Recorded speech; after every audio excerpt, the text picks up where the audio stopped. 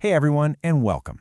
Today, we're going to talk about a silent epidemic that affects millions of people all over the world, kidney disease. We'll get into the reality of this condition, and then explore how an ancient practice like yoga can actually offer some incredible support for our body's essential filtering system. So, why do they call it a silent epidemic? Well, it's because in the early stages, it often shows no symptoms at all. So let's really dive in and understand the sheer scale of this often unseen health challenge. To really grasp how serious this is, just look at this statistic from Dr. Akira Wu.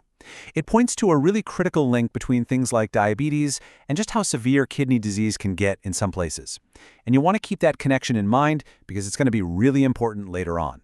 And get this number. It represents a pretty shocking reality. In some parts of the world, a new patient gets diagnosed with kidney failure every 5 hours. That frequency is staggering, and it just highlights how urgent this whole issue really is. So, what does kidney failure actually mean for our bodies? Well, think of it this way. Our body's natural cleaning crew just stops working. The kidneys can no longer filter out the waste from our blood, and that leads to a really dangerous buildup of toxins. You see, the disease progresses through 5 distinct stages, which are measured by how well the kidneys are filtering everything. Now, the crucial part to understand here is that symptoms often don't even start to show up until stage 3. And that's exactly why early awareness and just getting regular checkups are so important. Which, of course, brings us to the big question, right? How can we actively step in and support our body's vital filters to promote better kidney health? Well, let's take a look at a more holistic approach. One really powerful path is a practice that's been around for literally thousands of years, one that focuses on that deep connection between our body and our mind for total wellness. And yep, that practice is yoga.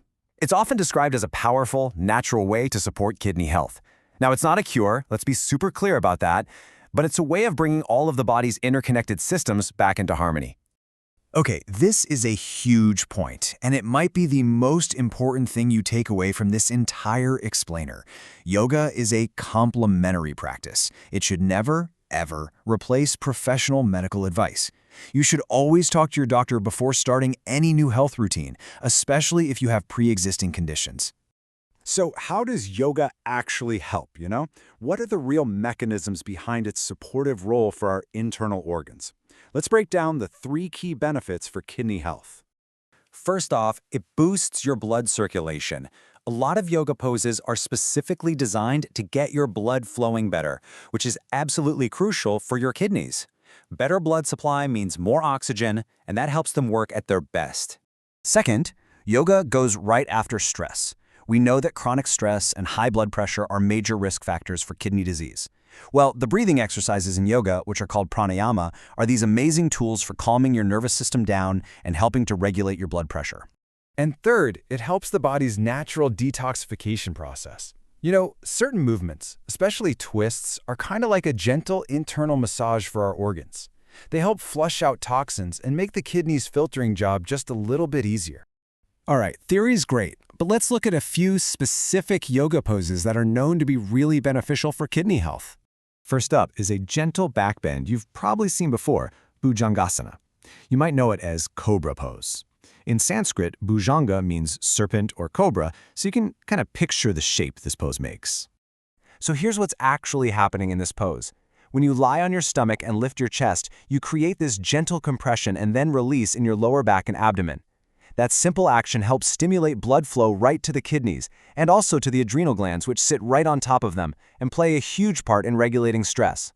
Next up, we've got a twisting pose, Ardha Matsyendrasana, or if that's a mouthful, just call it the seated spinal twist. This one is especially good for detoxification. This pose literally creates a wringing out effect. As you sit up tall and twist your body, you're gently massaging your abdominal organs. That includes the kidneys and liver. This can really improve their function and help the body more effectively flush out all those built-up toxins. Finally, let's move past just the physical shapes, because yoga isn't just about movement. It's also very much about the breath. And this is where pranayama, or mindful breathing, plays such a massive role. The word pranayama pretty much translates to control of the life force. And what's so cool is that by consciously controlling our breath with these techniques, we can directly influence our body's stress response. A calm nervous system is just fundamental to our overall wellness, which in turn supports the health of all our organs. So let's bring all this together. When we talk about yoga and kidney health, what are the really important things to remember? I think the main takeaway is that yoga is just one piece of a much bigger puzzle, a holistic lifestyle. It's not some magic bullet. Its benefits are really supercharged when you combine it with good hydration, a balanced diet, and of course, regularly monitoring your health with your doctor. And we'll end by saying this one more time, because it's just that important. Yoga can be a truly powerful tool for supporting your health, especially when you practice it regularly and safely. But it must always, always be a complement to, and never a substitute for, professional medical care. So we'll just leave you with a final question to think about.